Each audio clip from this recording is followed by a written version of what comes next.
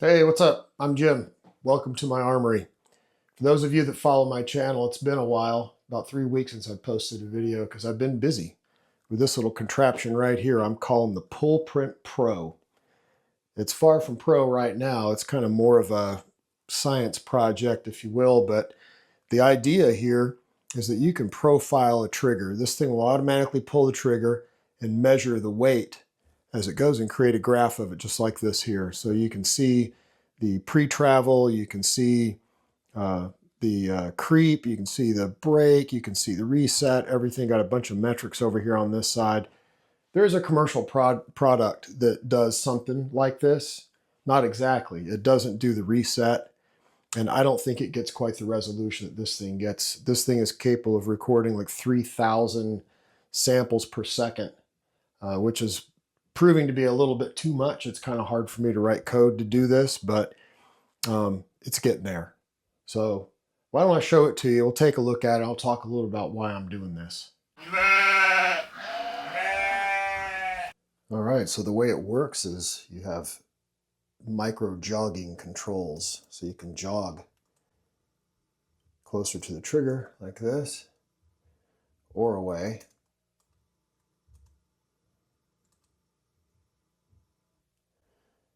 So the idea is you get close.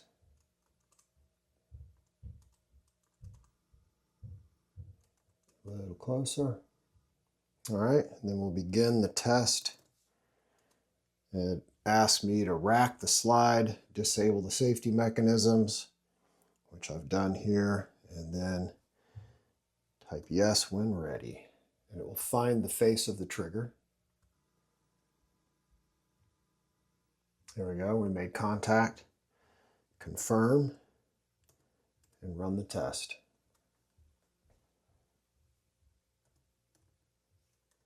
I got to enter the name of the gun here. I'm just going to put, what is this thing? I'll just put Mac.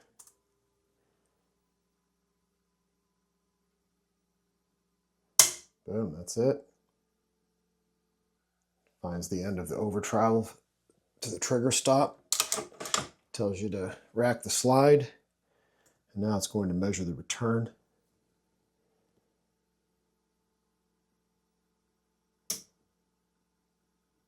All right, and here's the result. You've got the beginning of the trigger. You've got your pre-travel. This gun's sitting just a little under 2 pounds to pull that trigger to the wall. And you've got the wall up here. You've got creep measured across the top here as little jagged edges of the parts inside, probably the sear scratching against the hammer hooks, which in this gun, the Mac 9DS, they're not terribly refined. It's pretty rough parts. And then you've got your break right here, and then this little circle right here is the actual hammer slamming down on the gun. You've got measurement over here, lock time, 34 milliseconds from the time the sear breaks to the time the hammer actually hits the firing pin. And then you've got your over travel, which starts to come up pretty high until you hit the end. And then here is your return. There's your reset. And I've got a bunch of different metrics here. We've got overall pull length, pre-travel distance, pre-travel force, 1.8 pounds, peak force, 4.1, nasty. Break force, a little bit less. Break distance, creep, which is this bit right here, actually all that. And then lock time, there to there. Over travel, the reset travel, and then reset authority, which is really just this valley right here subtracted from the peak. So in your finger, you're going to feel a 1.2 pound snap is what that is. So that's pretty good. It'd be interesting to compare this to a gun with a really, really nice tactile reset. And then your raw spring rate, which is about 4.2 pounds per inch of, assuming there was no sear or anything in there. So lots of bugs. I almost broke this gun the other day. I've broken the finger off this thing a few times. But it's coming along, and these little oscillations here are actually the motor.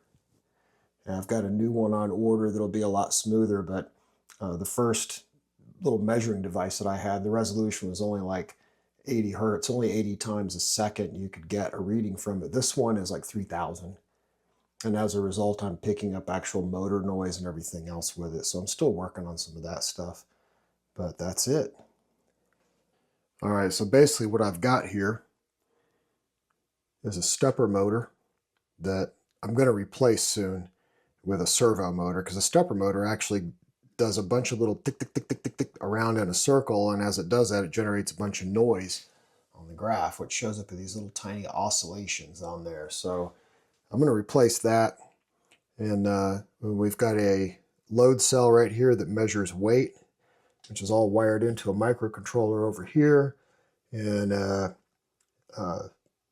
analog to digital converter to read from the load cell, stepper motor controller over there, power supply, USB cable, computer, and of course a Mac 9 DS, because it's the only gun I have right now that I'm willing to put on this machine.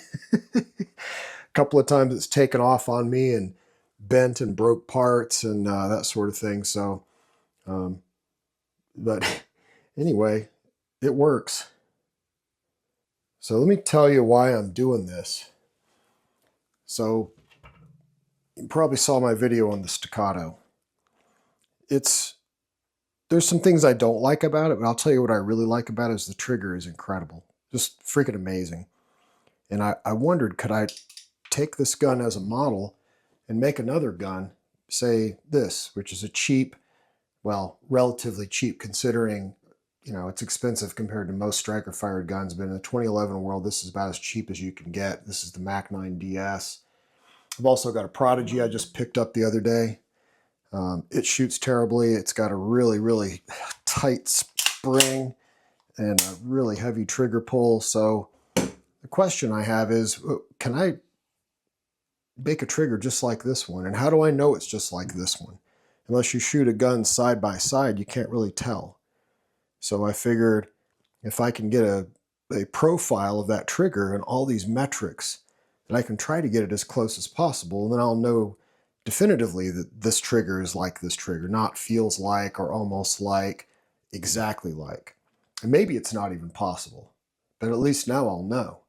And if I work on a gun for somebody else, they can bring it into me and they can say, oh, I don't like the reset. I wish I had more of a reset. It's got too much over travel.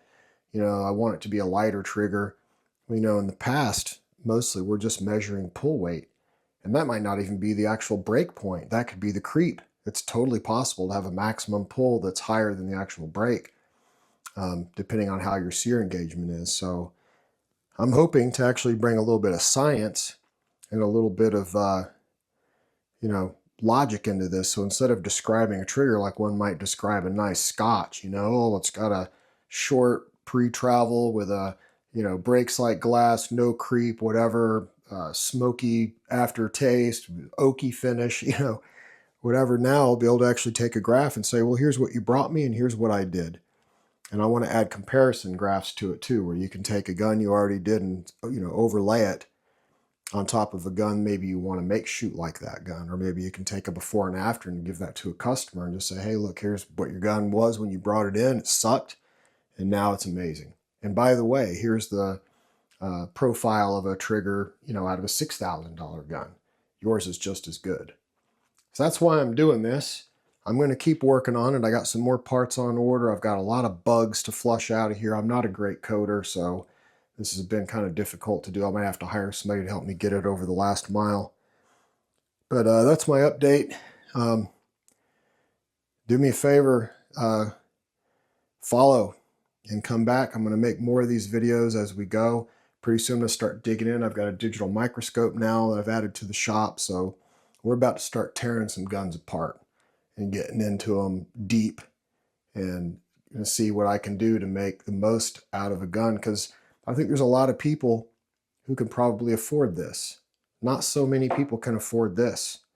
And you look at some of the other higher end guns like Atlas and, you know, Jacob Gray and some of the others, you're spending $6,000, $7,000, $8,000, $9,000 for a gun to get, you know, probably a really great trigger and everything else. But if you don't have that kind of money, I think that it's totally doable to get a gun like this, or maybe like the Romulus, and make it shoot as good as you possibly can. And that's what I hope to do with my channel. So I hope to see you again. I'll provide another update shortly.